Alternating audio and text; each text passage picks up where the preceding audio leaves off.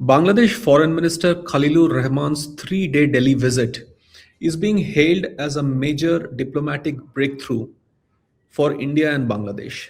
To discuss the visit and what it means for bilateral ties between Bangladesh and India, we have with us Veena Sikri, former Indian ambassador to Bangladesh. Ma'am, hello and welcome to The Print. Thank you. Thank you for inviting me. Right. Ma'am, soon after the visit, in an interview outside Delhi, Khalilur Rahman said something very interesting, and I quote, that what was needed now was the patience to build confidence incrementally without forcing the pace. How would you, as somebody who has served in Dhaka, you were the Indian High Commissioner from 2003 to 2006, how do you see the visit? Uh, is it like it is being hailed, a reset of Delhi's ties with Dhaka?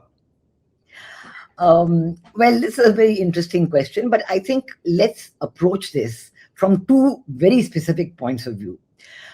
One is that the elections that were held in February this year were held after an 18-month interregnum when Muhammad Yunus was the chief advisor of the interim regime, and the power behind Muhammad Yunus was the Jamaat-e-Islami.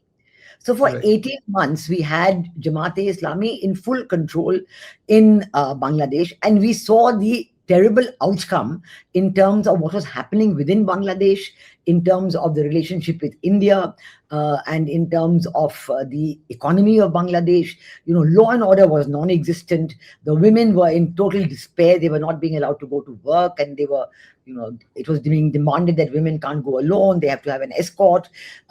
Factories closed down because Muhammad Yunus, as interim regime chief advisor, changed a lot of the framework and pattern of trading and connectivity between India and Bangladesh that had brought mutual benefit, that had brought Bangladesh 6 to 7% rate of growth.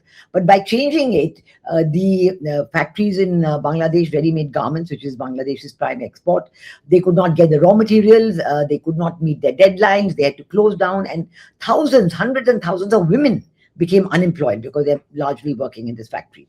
And we saw a complete revival of the relationship with Pakistan, removal of all restrictions. We saw we saw the Lashkar-e-Taiba and Jaish-e-Mohammed, their representatives come to Bangladesh. We saw ISI offices opening in Bangladesh. So from every point of view, it was a very difficult period to watch because many of the ongoing projects between India and Bangladesh were stopped or reversed. Now, that was what was happening for 18 months. Then we had the elections, and we see that Tarique Rahman comes to power, the BNP comes to power with a 2/3 majority, and the Jamaat-e-Islami is the main opposition. And they have got 68 seats on their own and about 77 or 78 with the National Citizens Party. Now, I think that the question is that, yes, India did welcome the BNP government coming to power. It was a breath of fresh air. It was a big sense of relief that, instead of the Jamaat-e-Islami sort of making it a de jure government instead of the de facto power they had been wielding for the previous 18 months, we thought, yes, here is a party which is the BNP, which is committed to democracy, which remembers the liberation war. We know that, President Zia Rahman was a freedom fighter himself. He left the then Pakistan army and joined as a freedom fighter. So all that was a big sense of relief. And so naturally, when this happened, we've been looking forward to some kind of reset, the word that is being used by everybody in terms of the visit by Khalilur Rahman. Now, Khalilur Rahman has become the foreign minister. He's not a BNP person. He is, in all likelihood, an American citizen, and he was the NSA in the previous administration. Yes. And now he's the foreign minister, one of the few ministers who's not from the BNP, who is, just somebody outsider who's probably been placed there. Now, I think let's look at the visit in terms of, on the one side, were we looking for a reset? What kind of a reset? And secondly, the outcome of the visit. Okay. So Firstly, why did the Bangladesh Ministry of Foreign Affairs, when they were describing the visit, call it a stopover? I mean, that is the most casual word you could use for describing a visit of the Foreign Minister of Bangladesh to India. If you think it's an important visit, if you think that there are going to be significant discussions, then you don't call it a stopover. It's very well known that all foreign ministers, all delegations can combine more than one destination in a visit, but neither of the destinations is described as a stopover. Each is important in its own way. Okay, you're going to Mauritius and you're in India for 2 days or 3 days before that. So this was a very unsettling kind of a description. And then they said we're going to have greetings, Shubhecha, we're going to have greetings. So it was a bit of a casual underplaying the visit in many ways, because if you want to attach importance, you don't describe it like that. And I think that on the other hand, we had from the Indian side calling it even an official visit. So, from a stopover on one side to official visit on the other side is a big difference. What is the reality? Then comes the outcome. Now, on the outcome, it's the other way around. And we find that the MEA, Ministry of External Affairs, readout of the visit is very sober, is very played down. And it says we've had a discussion on all aspects, and everything will be followed up in the relevant bilateral forums. So it says quite correctly that yes, we are looking forward to a reset. We're looking forward to an improvement in the relationship, but this has to be negotiated. This has to be discussed at all the relevant bilateral forums. And on the other hand, you had from the Bangladesh side a very voracious readout, saying that, we talked about Ganga Waters Treaty, we talked about Sheikh Hasina, we talked about the killer of Osman Hadi, we talked about everything, and saying that now it's very important. And of course, the meetings with Hardeep Puri, Petroleum Minister, the meetings with Ajit Doval, all that. So there's a complete dichotomy here, both in the beginning of the visit and in the outcome of the visit. I think that one has to be very realistic, and we have to realize that, as the Ministry of External Affairs said very correctly in their readout, that negotiations do not take place through the media. Right. Cannot sort of say that, we talked about 1, 2, 3, 4, 5, 6, and this is what happened. No, we have to have serious negotiations. I remember a Bangladeshi channel was interviewing me after the visit, and so what happened on Ganga Waters Treaty is very important. I said, yes, it is important. It's happening after 30 years, you're negotiating it. But how can you negotiate through the media? The Joint Rivers Commission has to meet, they have to discuss what is it that are the aspects, what are the changes in the last 30 years, and come up with a mutually agreeable outcome. So I think this reality check is important. And this has come about. And so now I think it is up to Bangladesh to propose which of the bilateral forums they want to talk about. There's also been a lot of talk about the Prime Minister of Bangladesh making a visit to India. Yes. We know that when Mohammed Yunus was the chief advisor, there was no visit or no attempted visit even by their side to India. There's been some talk about Prime Minister Tarique Rahman coming, but again, we have no dates on that, and whether it's happen or not is not known. Then I think there's another very important aspect which we have to look at. We do know, I just referred to the 18 months interregnum under Mohammed Yunus. We do know that the reversal of decisions that I just also talked about. Now, again, one would think that to have any kind of reset, those decisions which were reversed have to be relooked at. So is there going to be a change in those decisions? Are you going to go back to what it was earlier? Are you going to discuss them? Are you going to work on it? So, for example, there is a very important forum called the India-Bangladesh Joint Economic Commission, where you look at all the various aspects of the relationship. Maybe that is what we'll have to meet in the near future to look at this. So I think that I would be strategically cautious about the outcome of the visit, and say that everything lies ahead to see how the bilateral relationship can and should progress. Right. So on the one hand, one way of looking at this is that the new government comes to power in Bangladesh in February this year, and this is the first foreign visit by the Bangladesh Foreign Minister.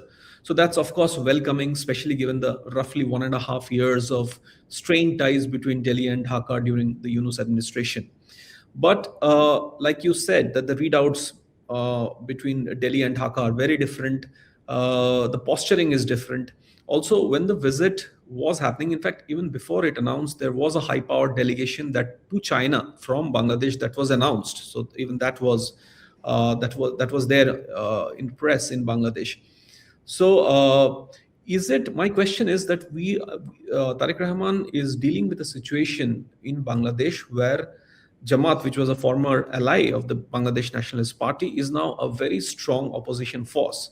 And if you have seen the Bangladesh press during the visit, there are some sections of Bangladeshi society which were not very welcoming of India being the first first visit for the Bangladesh foreign minister immediately after the government comes in place. So, do you think the Tariq Rahman has to manage domestic expectations and domestic politics, and that would be going forward some sort of a hurdle for Delhi and Dhaka? Frankly, no. And let me Okay. explain why I'm saying that. Because this media that you talk about, who Right. is this media? Now we know that Bangladesh has always had a very dynamic media, very active media, and they've really been, writing about everything. They're really very vivacious, and they love to comment on everything that has happened. But we also know what happened to the Bangladesh media over the last 18 months. And Right. we also know that over the last 18 months, the first target within Bangladesh was the media, Awami League and media. And they actually took over all the media houses. Senior editors, senior journalists, senior reporters were thrown into jail on charges of even murder, and they're still in jail. No FIRs, no bail, no formal framing of the charges, but still there. Some journalists have died in jail.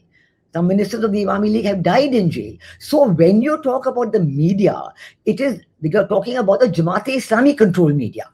Because the Jamaat-e-Islami, as the power behind the throne behind Muhammad Yunus over the last 18 months, they took full control of the media. And they would not even allow a mention of something like Awami League. Unless you add the name fascist, you can't talk about Awami League. Unless you add the name fascist, you can't write about Sheikh Hasina.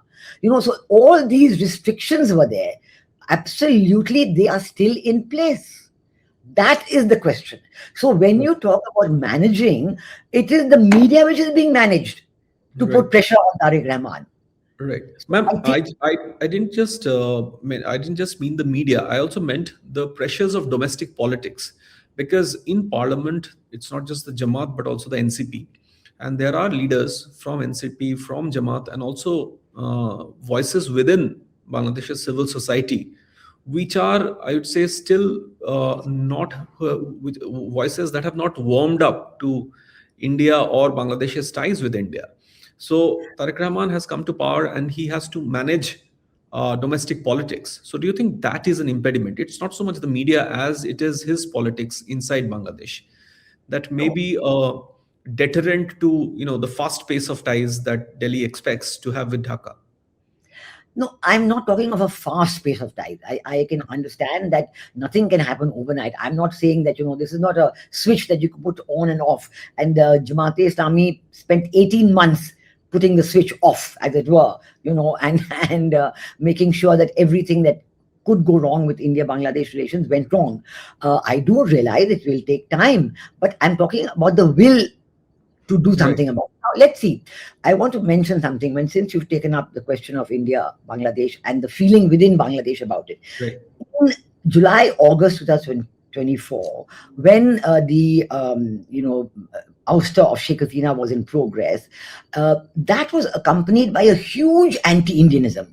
Anti-Indianism, and there was a build-up to the anti-Indianism, and we know now there's so much coming in the media, etc., about how this was such a carefully prepared plot, and foreign money had come to Bangladesh to whip up the anti-Sheikh Hasina, and with that was the anti-India also. So these two went side by side. And when, Sheikh Hasina's moniker as Bharatir Dalal, it was always there. And whatever she did wrong, the blame is on India. So I think that this was a feeling that was being whipped up and was done. And you heard everybody saying, oh my gosh, there's so much anti-Indianism. But let's fast forward to the end of that 18-month period. And when you come in for the elections in Bangladesh, was this anti-Indianism in demonstration anywhere? Was it a political factor in the elections? No. In fact, if anything, the anti-Indianism had completely died down. And there was a realization, especially in terms of the factories that I spoke about, of the women being unemployed that I referred to. There was a realization that good relations between India and Bangladesh are in the best interest of both countries. Yes. And there was, over the last 18 months, what was being talked more and more, ki aage bhalo chilo, it was better earlier. Many people were saying that for sheer bread and butter issues, inflation, lack of investment coming in, falling of exports, falling of, the huge unemployment backlog, people falling below the poverty line. Even the World Bank and IMF have spoken about the millions in Bangladesh that have fallen back below the poverty line. And where they were, for 6-7% rate of growth over 15 years, you had a huge number who had, come above the poverty line, who had jobs, who were very comfortable in what they were doing. But they now realize that this is not it. So my point is that in the same way that you're talking about the pressures on Prime Minister Tarique Rahman from the Jamaat-e-Islami, that pressure I can accept, and I'll come to that issue in a moment. But equally, there are pressures the other side also.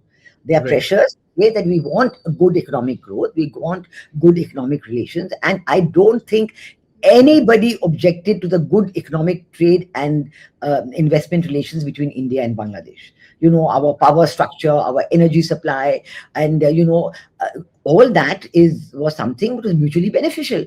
And the friendship pipeline. Now, during the 18 months, there was a great move to denigrate that friendship pipeline and say, no, we'll see whether we need it to work, etc.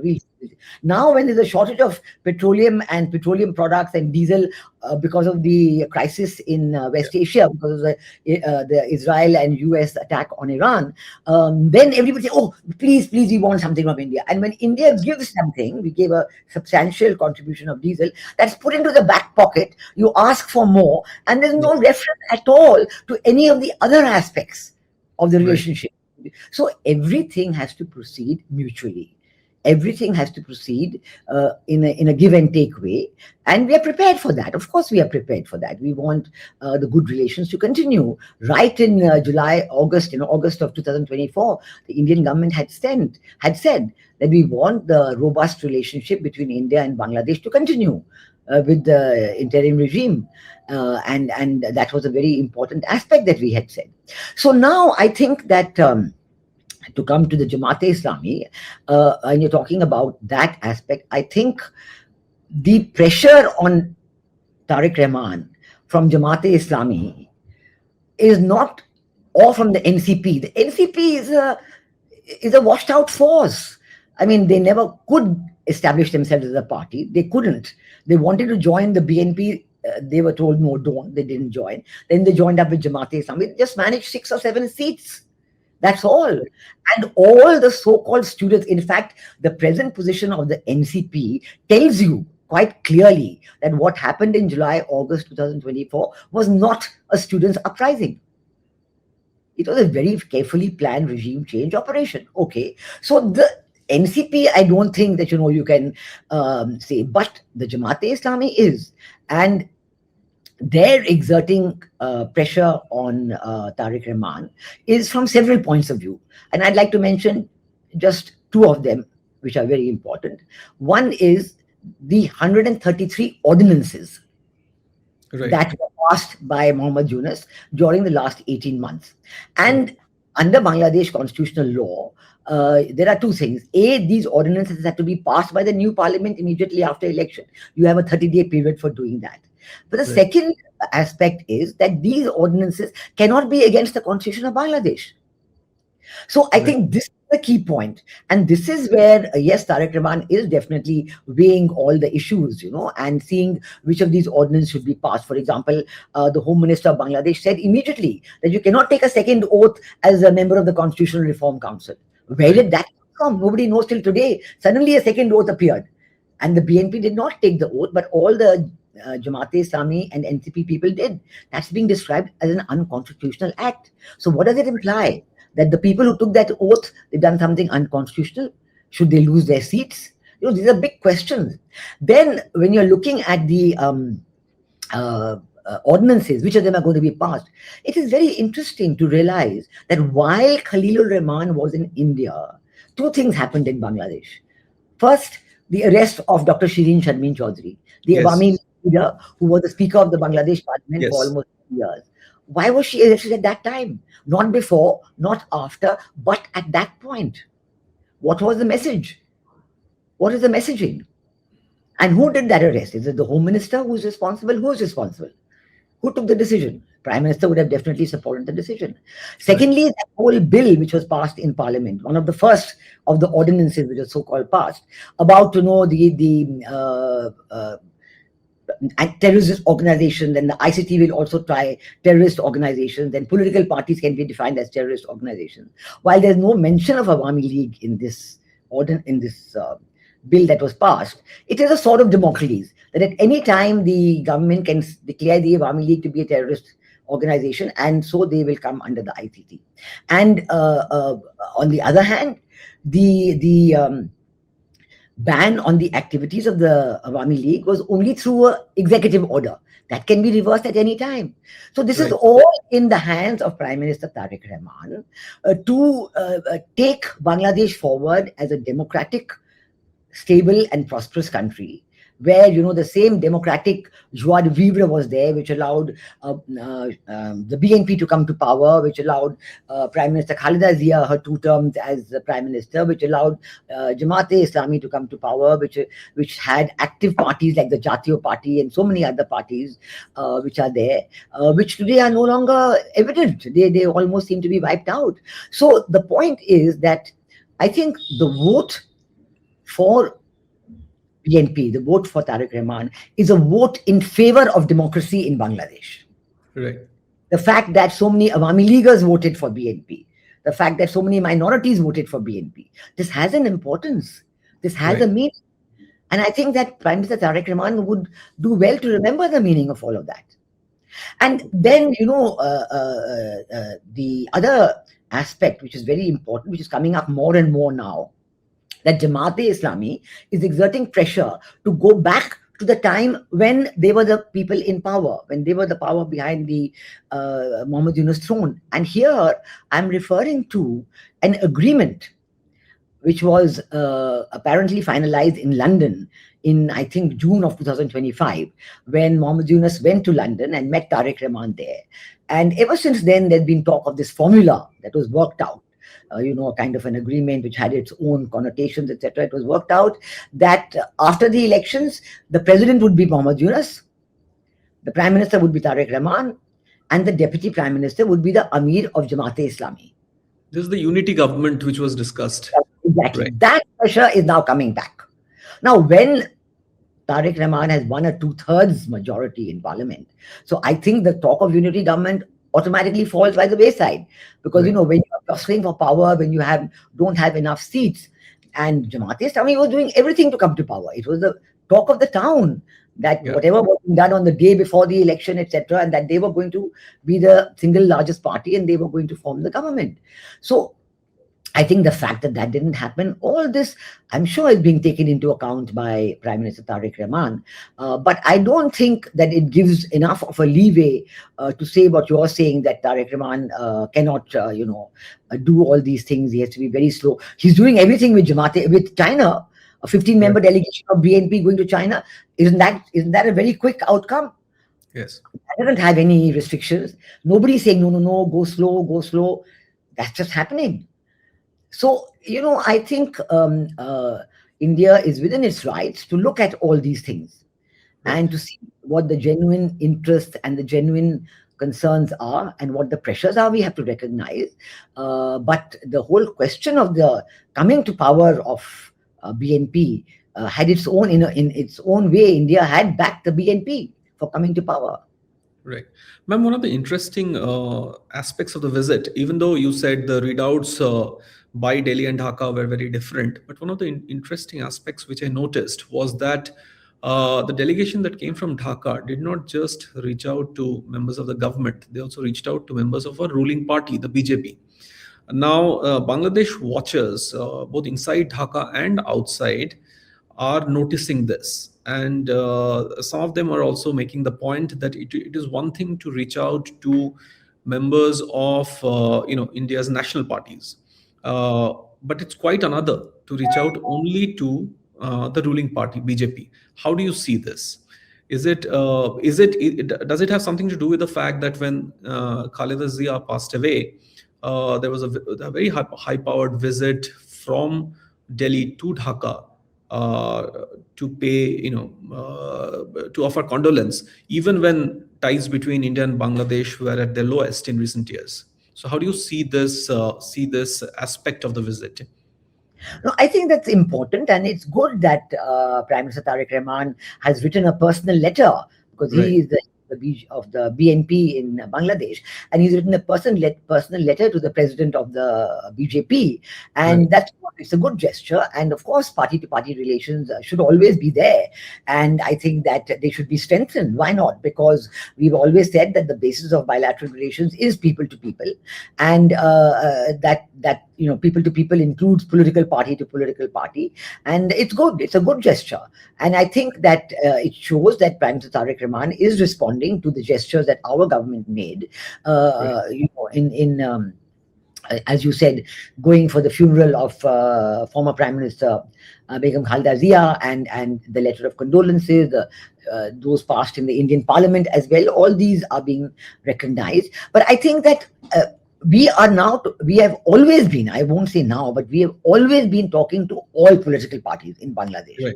Right. Even when I was there and the party was in power, was the BNP, I was meeting all political leaders. Right. Of course, Jamaat-e-Islami, certainly all their leaders, and also the Jatiyo Party, also all the other smaller parties, everybody, all. And that's actually how it should be, and that should continue. So I think that when we talk about this, then we have to talk about the Awami League as well. And we have to talk about, I think the Awami League, for me, is not just a political party. It's a party which represents the feelings of the liberation war of Bangladesh. They stand for the values under which the liberation war took place. And I think it's good that Prime Minister Tarique Rahman is also following that. He declared Genocide Day the day before that. He had the day before National Day, he declared it to be Genocide Day. And there's even a resolution in Parliament passed in Dhaka about, they didn't mention Pakistan, but, about the oppressors and the genocide and the rape and so on. All that is good. It's very good. But the point is that just as Awami League is not the only party which remembers liberation war, BNP also cannot be the only party which represents the liberation war. They both have to come together. It's a shared history. And this shared history can only be shared by all the people of Bangladesh, certainly, but particularly the participants. When Awami League and the BNP. Yes, which is Awami League and BNP. BNP, yes. Awami League and BNP. So I think this is a very important moment for Prime Minister Tarique Rahman to recall that. He himself has spoken about bringing the Awami League back, about lifting the ban on the Awami League, about reversing the ban. He himself has spoken about it. We know he has spoken about it in the period of the run-up to the elections. So now to push it under the carpet is not very fair. And then you must allow them. In the beginning, we all saw immediately after the elections about 15, 20, 30 offices of Awami League were reopened in the presence of the PNP. Many of the constituencies where we saw, it was clear that the BNP victories due to Awami League are supporting the BNP. In those constituencies, we saw the Awami League offices opening, Joy Bangla there, and the people readily coming in and working together. That is the spirit of Bangladesh, which I really hope that Prime Minister Tariq Rahman will push, because that is what will bring back stability and prosperity and democracy to Bangladesh. Today, after the 18 months, the more that you do not allow the democratic norms to re-establish themselves, the more it's going to be a continuation of those 18 months. And we know that what that meant, you know. Right. And so while I'm absolutely in favor of reviving all the bilateral forums, of having detailed negotiations, but I think that gestures like writing to the president of the BJP by Prime Minister Tariq Rahman, those should continue, and I think he should visit India as soon as possible. Of course, Right. preparations are needed, but these preparations don't take that much time. I Right. mean, you want to have the Joint Economic Commission, you can arrange it in a few weeks, and you can have that. But I think that his first visit abroad is certainly being looked at very keenly. Very, very keenly, yes. Yeah, and we've Ma'am, seen, this whole business of trying to forget, push aside the liberation war values and the revival of Pakistan's activities in Bangladesh. Those two have not been reversed. They have right. quietened down, but we know that meetings are taking place. We know that the former religious affairs minister went to Bangladesh, spent 10 days in Cox's Bazar, had lots of meetings there. We know that other people, called on Prime Minister Tariq Rahman. All those are known. Everybody in Bangladesh, it's very difficult to keep anything secret. That's one thing, and it's like everybody talks about everything, Yes. So having lived there for 3 years, I've seen that happen, very, very, very, very often. So I think that it's an important time for recalling that, and not to hark back again and again, domestic considerations, the anti-Indianism of 18 months ago, which had already died down.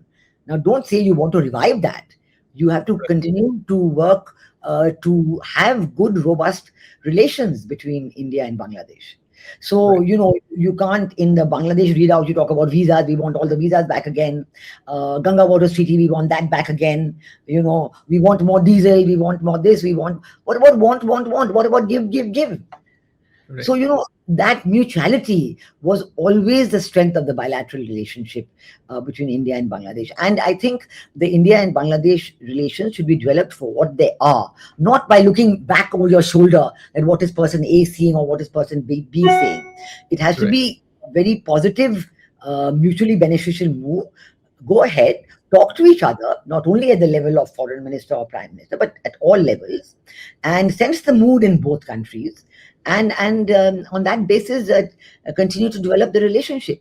There is great benefit in it. All the remarks that were made by Muhammad Yunus about Northeast India, displaying those very weirdly shaped Yeah. maps. Yeah. All that has to go. It has to be a thing of the past. Telling China that, oh, yes, come to Bangladesh. We have control over Northeast India. And now this delegation has gone to China. 15-member, very strong. Why Yeah. hasn't a 15-member delegation come to India? Right. Ma'am, you mentioned the Awami League. Now, interestingly, before Khalilur Rahman's Delhi visit, I did a piece on what would be the talking points between Delhi and Dhaka, and we mentioned I spoke to you for the Yes. piece. We spoke about energy and visas and the Ganga Water Treaty and all of those points, and we said that the Hasina question may come up, but it won't be a deal breaker. Now, it did come up in the readout also from the Dhaka side, and they have formally asked for extradition.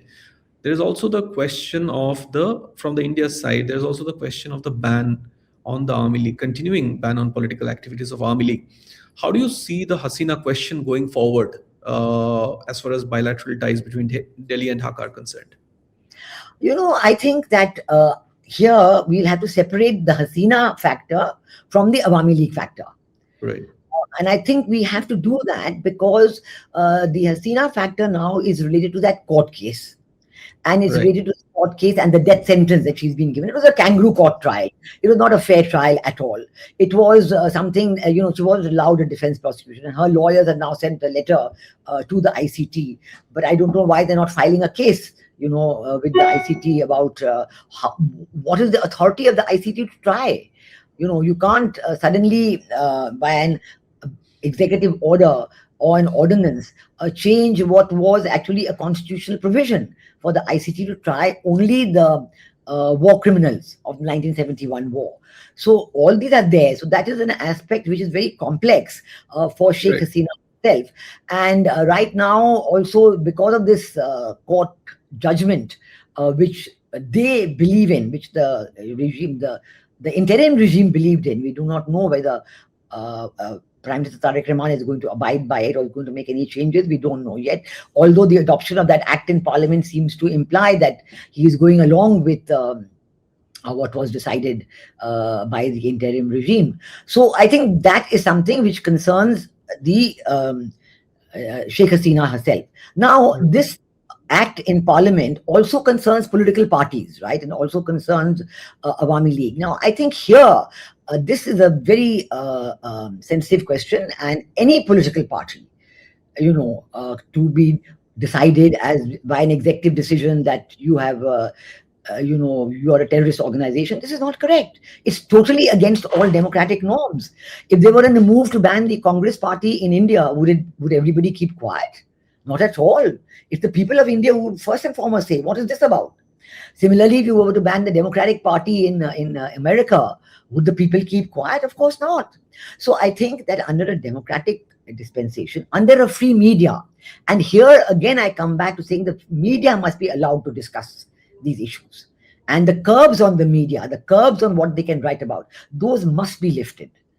And that really is up to Prime Minister Tarique Rahman to do it, because the Jamaat-e-Islami, in true style, had put very strong curbs. They had changed boards of the media room. So many journalists have lost their jobs. They're unemployed still. And, only politically correct journalists were being given jobs. I think the Indian media is not even writing enough about it. What is the constraint on the Indian media to write about this? I don't understand. Because we talk so much about what's happening in other countries. If something happens in America, in the West Asia war, what is J.D. Vance's position, what is President Trump's position, what is Iran's position, we write about all of that. Why can't we write about what's happening to the media in Bangladesh? What is happening to all the Awami Leaguers who are in jail? Without FIRs, without bail, without trial. Chinmoy Das, still in jail. Yes. But nobody is writing about it. Nobody is raising these issues. I don't understand what is going on. Because this is something so intrinsic to the democratic fabric in India, in Bangladesh, in South Asia. It's intrinsic. Suddenly you can't say, Awami League is an internal matter of the Bangladesh. Then why do we write about anything? Then why do we write about South Asia at all? Then we should have a rule saying India will write about India, Bangladesh will write about Bangladesh, etc., etc., etc. But that's not the way the media runs. So, I think we have to have a reality check on all these issues, And we can't just go on excusing it, like you are saying that, but this is because of domestic concerns. Yes, there are there. I'm not denying that those issues are there. But to make it as a permanent constraint, when for China or for USA, for anywhere else in the world, there are no such constraints. Right. But India is there. Why is India in this unique position of being the one who supported the BNP, or being the one who's helping out the Bangladesh with diesel and everything else, but who has no, untouchable. That untouchability, which is being built up as a mental block, that must go. Great. So, ma'am, the Tarique Rahman government should hold up its end of the bargain, is what you're saying. Yes, that definitely. And the point is, if maybe he will refer to other bargains he may have made. I don't know. But I'm saying that the reality check of the importance of the bilateral India-Bangladesh relation is something that India recognizes, that we've clearly spoken about, and that we have demonstrated through our, whether it was during COVID, we gave all those vaccines, whether it was now in the diesel, and we're prepared to do more. And we saw the good meeting that was there between Khalilur Rahman and Hardeep Puri, our Minister for Petroleum. And all of that is there. We are prepared to do everything we are prepared to do. We had said even in August 2024 that we are prepared to continue the robust partnership. But robust partnerships are made with two sides. Right. It takes two hands to clap. And if on the one hand you're only getting what we were getting for 18 months, statements about Northeast India, then the security red lines for India, that is most important. We all know that under the BNP regime, when I was there, security red lines were a huge problem. Yes. Support Yes. for Indian insurgent groups, etc. But under Sheikh Hasina, she said, I will fully respect India's security red lines. And that became the basis for the excellent relationship, for the mutually beneficial agreements and trade, connectivity, all those projects, energy projects. You look at the difference in Bangladesh's energy infrastructure between then and now. So all that was there. But in the last 18 months, there has been a sliding back on the security red lines. I mean, there was even talk that Paresh Barua is back in Bangladesh. Because earlier, we know when I was there, he had businesses and bank accounts and real estate property. So maybe he's come back to look after his assets in Bangladesh. So the point is, India's security concerns remain very real. And we know that in discussions with DGFI, even after the elections, all that is there is good. I'm absolutely in favor of discussions at all levels with all organizations.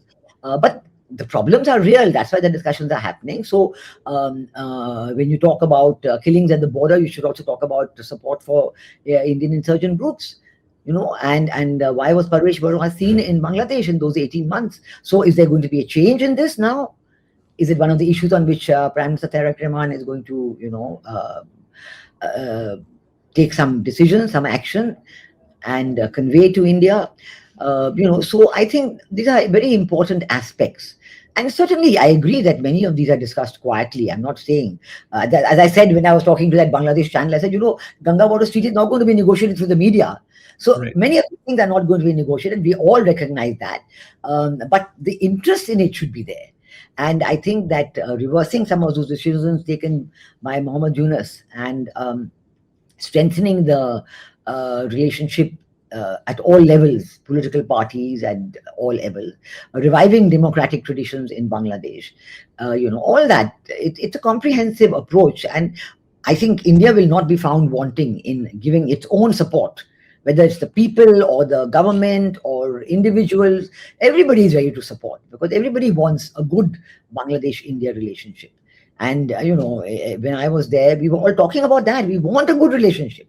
So what do we do to get a good relationship? That was the main subject. So even now, it's the same.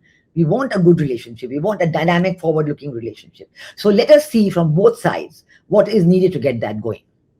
Right. Ma'am, thank you so much for your time. Thank you. Thank you. Thank you.